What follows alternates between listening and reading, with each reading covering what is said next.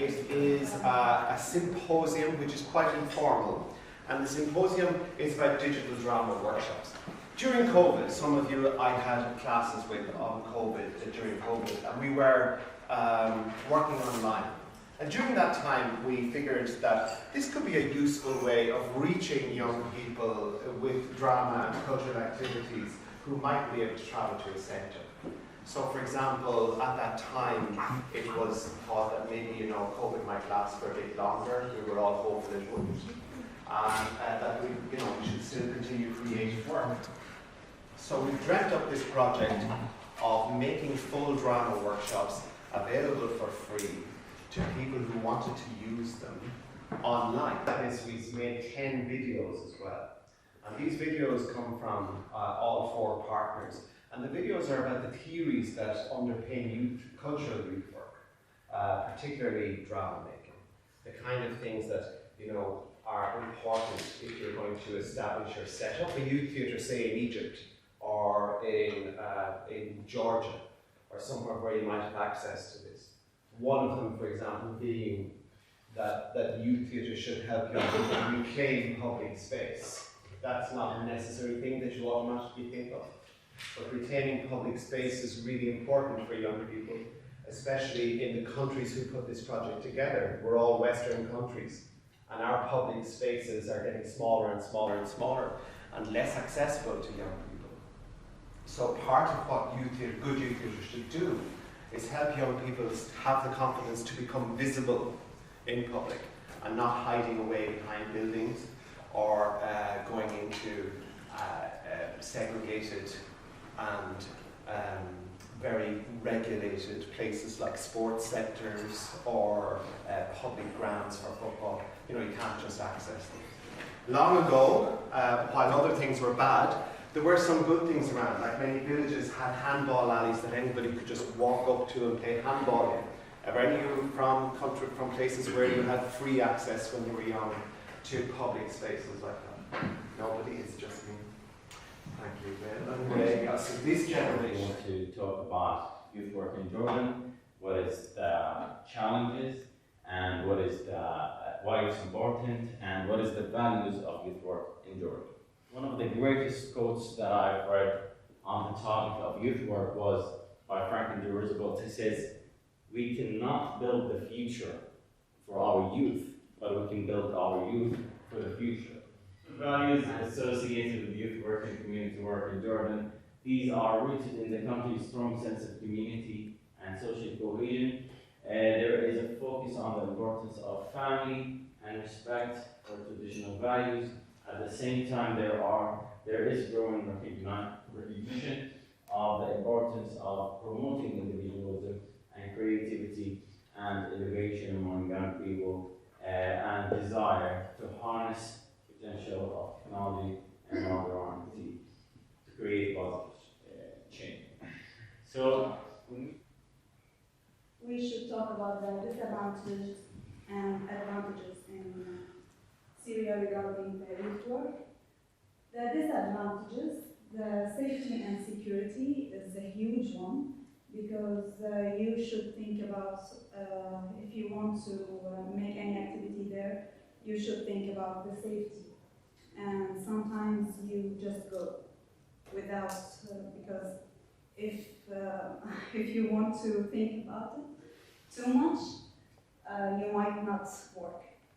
So sometimes we go even if we're not sure if it's safe or not. And limited resources and opportunities, that's because of the conflict and the access to young people, because the young people, most of them, there is lack of the basics in their life. So sometimes they think, why I'm going to go there? I'm hungry, I want to be safe. So they thinking in another way. So we have to encourage them and tell them that you might have something because of this. And high levels of trauma for the young people and for the people. So, youth work isn't really a field in Russia. So again, as in Turkey, it's not a separate field that you can work in or get your education in. But still, I would say that it's quite well developed in Russia. And when I was studying in university, I wrote a term paper about how youth organizations are used by political parties and the government of Russia. And this is just like one very rich field of youth work, I would say, like youth organizations which are like small, young political parties. But I won't talk about them today, because this is kind of sad. I want to know what usually happens in this youth center. We have many like art and sport clubs there, more traditional ones like singing, dancing, knitting, drawing, or chess clubs. And also, the next slide please, you can see just examples of there. And also, if there are some specialists skilled in some different fields, for example, hairstyling, hairdressing, or making robots, or shooting, or like drawing with sand, if these people want to be youth workers and they want to share their skills, they could easily open a youth club in this youth center. So, for example, this is what I have in my hometown. And for example, I used to go to a linguistic club or the weaving belts club. So we don't say the youth work. There is no that term like a youth work. We say like a supplementary or additional education. And I think because of that, all the youth work is very education. So when we talk about youth work, it's all about education, and it's support the main educational process. Of course, there are some principles as a self-development and create emotional intelligence and professional intelligence as well.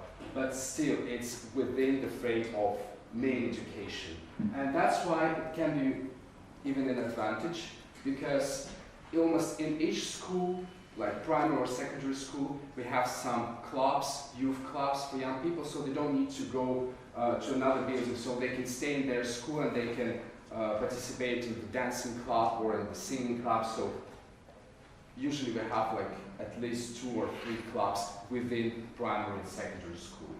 So that's kind of the advantage. I'm official youth worker, I'm a theater maker, but I found really interesting information about the youth work in Turkey. As you know, Turkey is a big country. 85 million people are living in the country, and there are many things very well structured in Turkey, like the youth work. When I searched about the youth work, I found a very nice structured system for young people, for their benefits. So in Turkey we have 2 types of youth workplaces and activities that young people can take part. Governmental and private places for young people. So as a young person, Turkish young person, you can go to this place and sign up for the activities, and you can take part in some workshops. Like this is the interesting part where I found very weird, to be honest, because most of the workshops are used by the government to do their propaganda, to promote their mentality, to train young people to kind of support them. This is kind of subjective comments. That's my feeling, but and youth ministry combined together, they're actually giving more, they're more caring about the sport side of it, I would say. And like, I would say we are very good at it for the Olympics, and we are raising some good support people, but that's one of the reasons that they are not focusing on the youth work that much, but they are just using this, they are taking the sport side and they are saying that, yeah, we are doing something through the sport, which can be true, but for the youth activities, I don't think the same. For example, some of the buildings that Oğuzhan showed before has lots of like swimming pools, some sports area, but they're not actually has a workshop that happens regularly. So when I was in Ireland, one of the things that shocked me actually, our space, the Kurtas theater company, has holding ongoing workshops for young people, which is happening every week. But youth work in Turkey is not that well organized, I would say. There are some activities happening, but for some special days. It's like, let's make a card for the, I don't know, Independence Day of Turkey, but that's all. There is no ongoing workshops happening.